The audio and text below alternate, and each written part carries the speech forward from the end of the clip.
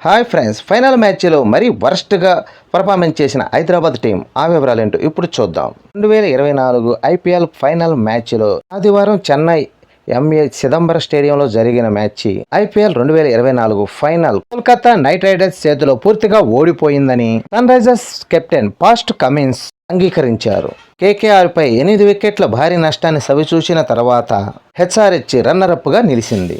ఎందుకంటే అత్యంత ముఖ్యమైన ఫైనల్లో వాళ్ళు నిరాశపరిచే ప్రదర్శించారు. మొదటి బ్యాటింగ్ ఎంచుకున్న తర్వాత హెచ్ఆర్హెచ్కే 113 పరుగులకే ఆల్అవుట్ అయ్యారు.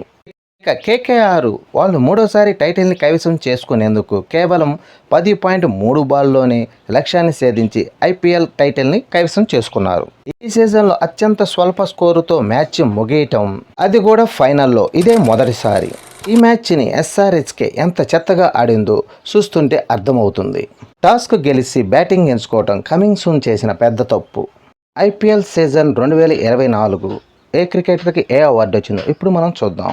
ప్లే ఆఫ్ ది రన్నర్గా సునీల్ నారాయణ 488 పరుగులు, 17 వికెట్లు, 8 క్యాచ్లు. ఫైనల్లో ప్లే ఆఫ్ ది మ్యాచ్గా మిచెల్ నిలిచారు.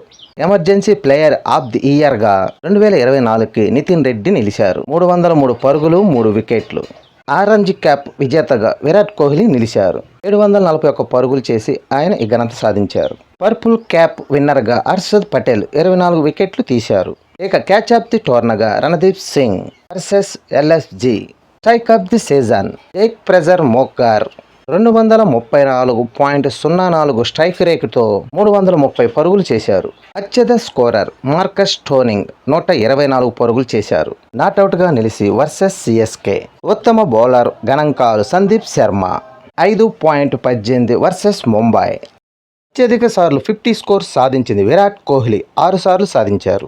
ఈ సీజన్లో సూపర్ 6లు అత్యధిక కొట్టింది అభిషేక్ శర్మ 42 6లు కొట్టారు. ఈ సీజన్లో అత్యధిక క్యాచ్లు పట్టింది అక్షర్ పటేల్ 13 క్యాచ్లు. అండి మన క్రికెటర్స్ సాధించిన అవార్డులు, రికార్డులు. ఈ వీడియో నచ్చితే లైక్ చేయండి, షేర్ చేయండి, ప్లీజ్ సబ్స్క్రైబ్ చేయండి.